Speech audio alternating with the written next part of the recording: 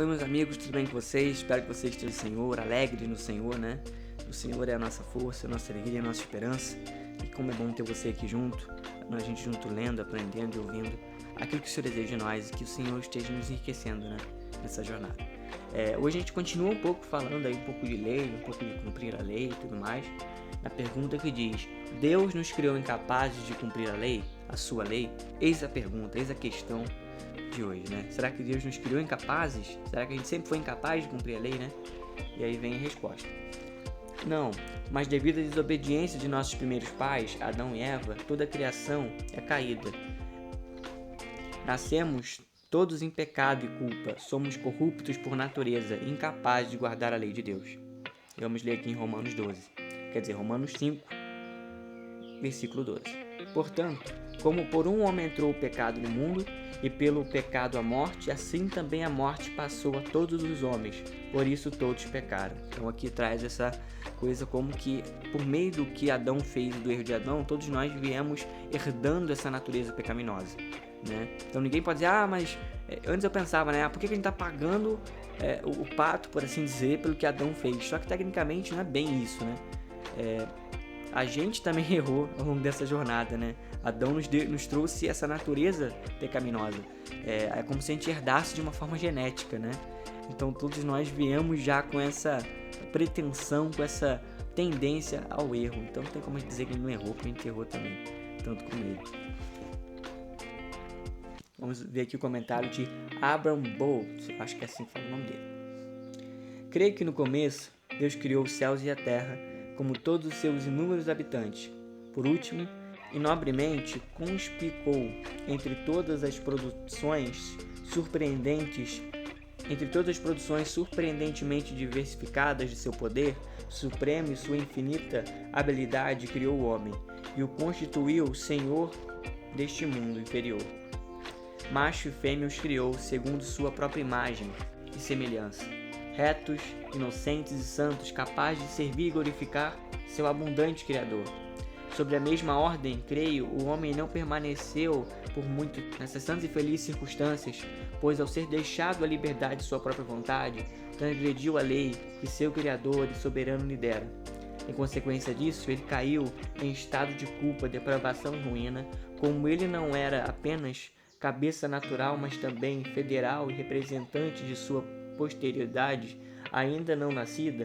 Quando ele pecou, todos os seus descendentes pecaram nele, e com ele caíram, sendo a culpa de seu primeiro pecado imputada, e a natureza corrupta determinada a todos que descendem dele por geração natural.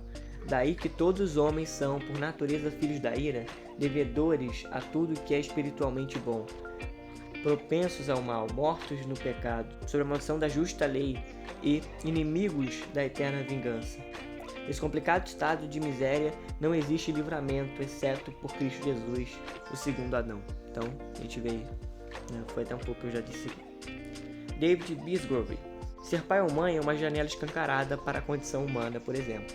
Preciso constantemente relembrar e encorajar meus filhos novos a dizer por favor e obrigado e compartilhar o que têm.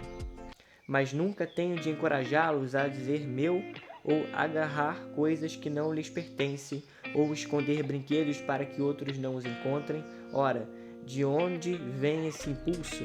Aqui a Bíblia nos ajuda porque nos dá vocabulário para expressar porque nascemos com essa disposição egoísta. Quando Deus criou Adão e Eva, criou-os à sua imagem. Isso quer dizer, entre outras coisas, que eles refletiam sua bondade.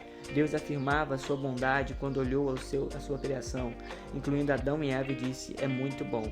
Assim, Adão e Eva tinham um relacionamento perfeito com Deus, eram capazes de amar e obedecer a Ele perfeitamente.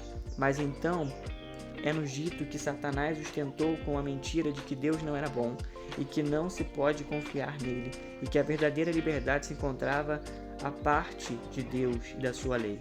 Quando Adão acreditou e agiu com base nessa mentira, Paulo nos diz em Romanos 5, o pecado entrou no mundo, como um vírus entra no corpo, infectando toda a humanidade, dali em diante, e por isso que todos os meus primeiros dias e os primeiros dias dos meus filhos, e no futuro de seus filhos, todos nós dizemos, é meu. Ora, isso não quer dizer que as pessoas sejam totalmente desprovidas de bondade. Fomos feitos à imagem de Deus e, portanto, ainda somos capazes de realizar coisas boas e belas. Mas o pecado corrompeu nossa capacidade de amar e obedecer a Deus de todo o coração, força e mente. O pecado infectou todas as partes que existem em nós, de modo que todos nascemos em pecado, culpados, corruptos por natureza, incapazes de guardar a lei de Deus. Considere um exemplo. Imagine um leão faminto. Imagine colocar 2 pratos de comida diante dele. Um prato de carne vermelha crua e um prato de vegetais perfeitamente cozidos. O leão pode escolher qualquer dos 2, mas devido à sua natureza vai sempre escolher a carne vermelha. Quando Adão pecou como nosso representante, nossa natureza ficou escravizada ao pecado, de modo que não desejamos nem buscamos a Deus. Mas quando Cristo veio, ele foi o segundo Adão, e onde o primeiro Adão falhou, o segundo Adão acertou. Quando o primeiro Adão trouxe a morte por sua desobediência e seu egoísmo, o segundo Adão, Jesus Cristo, trouxe vida mediante sua obediência e sacrifício sobre a cruz. Então isso aí é muito bacana e importante de nós entendermos. Eu até trazia um pouco desse exemplo algumas vezes na pregação, né?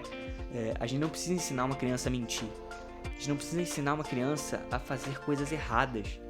Por natureza, ela tende ao erro, né? Então, se você deixa o seu filho ou sua filha soltos e livres para fazer o que eles quiserem, eles vão naturalmente tender ao pecado.